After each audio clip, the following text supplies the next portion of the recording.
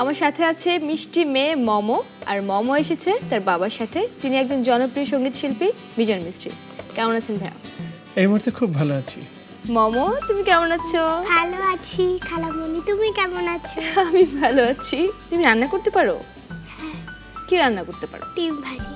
তুমি কি আজকে ডিম ভাজি করবে আমার জন্য?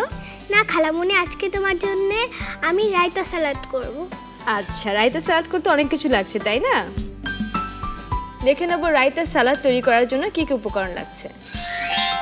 রায়তা সালাদ বানাতে যে যে উপকরণ লাগছে: টক দই, গাজর, শসা, আপেল, বিট লবণ, চিনি ও শুকনা মরিচ ফাঁকি। মমো, তুমি তো এখন রায়তা সালাদ বানাবে। হ্যাঁ। কি কি নিয়েছো বলো তো রায়তা সালাদের জন্য?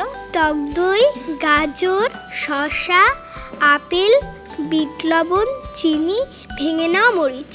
বাহ, কি সুন্দর করে বলে, তাই না? এখন কি তৈরি করে ফেলবে? হ্যাঁ। তার আগে তুমি কি একটু প্রস্তুত হয়ে নেবে? হাত ধুয়ে নাও, আমি তোমার জন্য অ্যাপ্রন নিচ্ছি।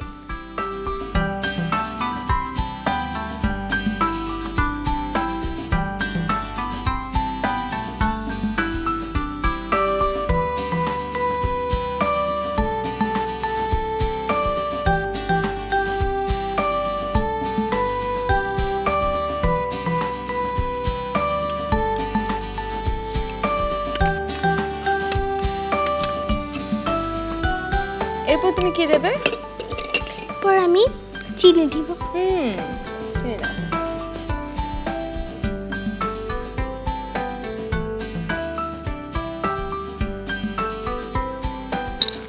তোমার মিষ্টি খেতে ভালো লাগে? হ্যাঁ। তাহলে বেশি করেই দাও।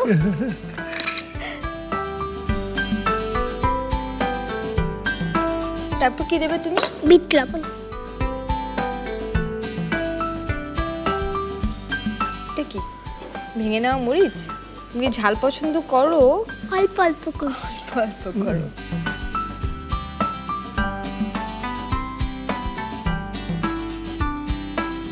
ঠিক আছে।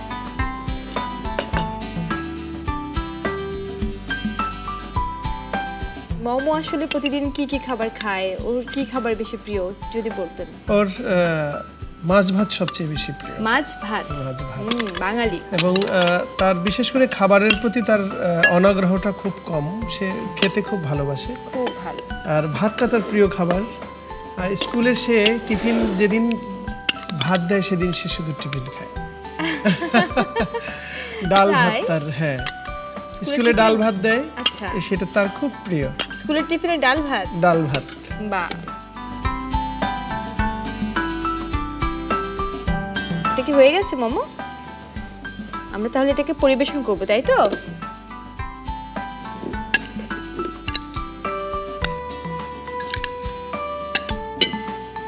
আচ্ছা মমো, বলো তো বাসায় মা কি কি রান্না করে যেটা তোমার খুব পছন্দ?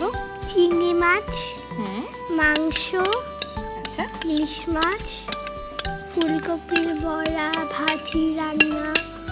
ফুলকপির বড়া? আর ডিমের চপ। ডিমের চপ। ঠিক আছে, তাহলে রায়তা সালাদ তো তৈরি হয়ে গেল। দেখে নেব তাহলে আরেকবার কিভাবে তৈরি করতে হবে রায়তা সালাদ। রায়তা সালাদ বানানোর জন্য একটি পাত্রে একে একে টক দই, চিনি, বিট লবণ, শুকনা মরিচ ফাঁকি, গাজর, শসা, আপেল ভালো করে মিশিয়ে নেই। তৈরি হয়ে গেল মজাদার রায়তা সালাদ। বানাই মজার খাবার মা বাবা আর আমি। দুরন্ত। ফেসবুকে ফলো করো এবং ইউটিউবে সাবস্ক্রাইব করো দুরন্ত টিভি।